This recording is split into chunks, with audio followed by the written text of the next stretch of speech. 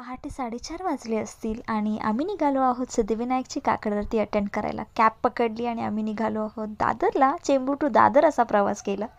So Dadar आम्ही finally पोहोचलो आणि तुम्ही बघताय किती मोठी रांग आली आहे. इतकी जास्त लोकं आहेत आणि त्या ॲक्च्युली 31st आहे, त्यामुळे जास्त भाविकांची गर्दी आहे. प्रचंड गर्दी आहे. फुलं बघा, वेगवेगळे हार दिसतील, किती सुंदर आहेत.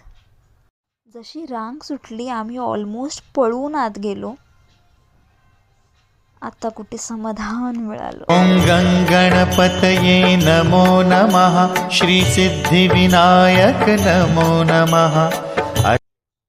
सो ज्यासाठी आलो ते पूर्ण झालं. आरतीमध्ये सहभागी होता आलं and I am so happy. तिथून आम्ही थेट निघालो गिरगाव चौपाटीला just to see the sunrise.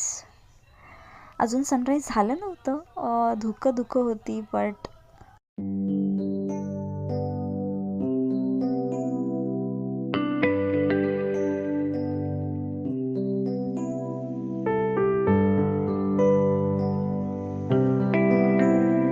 And finally सूर्य दिसला आम्हाला. तोही इतका सुंदर होता. Just wow. हे लास्ट डे होतं 2025चं आणि हा क्षण खूप छान वाटतोय, सुंदर वाटतोय, खूप थंड आहे. निसर्ग किती सुंदर असतो. खूप भूक लागली होती. आम्ही निघालो न्यूयॉर्क कॅफेला नाश्ता केला. हे आहे न्यूयॉर्क कॅफे, तिथे जवळच गिरगाव चौपाटीच्या तिथे आहे. पण आय डोंट नो, मला नाही आवडलं इथलं जास्त फूड. खूप महाग होतं आणि टेस्ट आय मीन नव्हतं छान. नका येऊ इथे.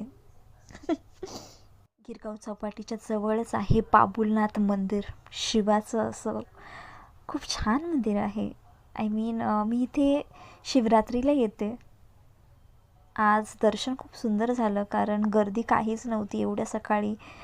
नाहीतर महाशिवरात्रीला जर तुम्ही बघितली तर गॉड एवढी जास्त गर्दी असते. आज एकदम शांत असं सगळं छान होतं. जवळच इस्कॉन टेम्पल आहे, तिथे आम्ही गेलो. मला हे मंदिर फार असं जवळ वाटतं कारण तिथे जी कृष्णाची मूर्ती आहे ते बघून असं एकदम मंत्रमुग्ध झाल्यासारखं वाटतं. इथे ना खूप बायका आहेत, ओल्डवाले, यंग एज. बऱ्याच बायका ते अशी बारीक फुलांची कामं करतात. हे फुलं आहे ना त्यांना घातली जातात. हे बघा,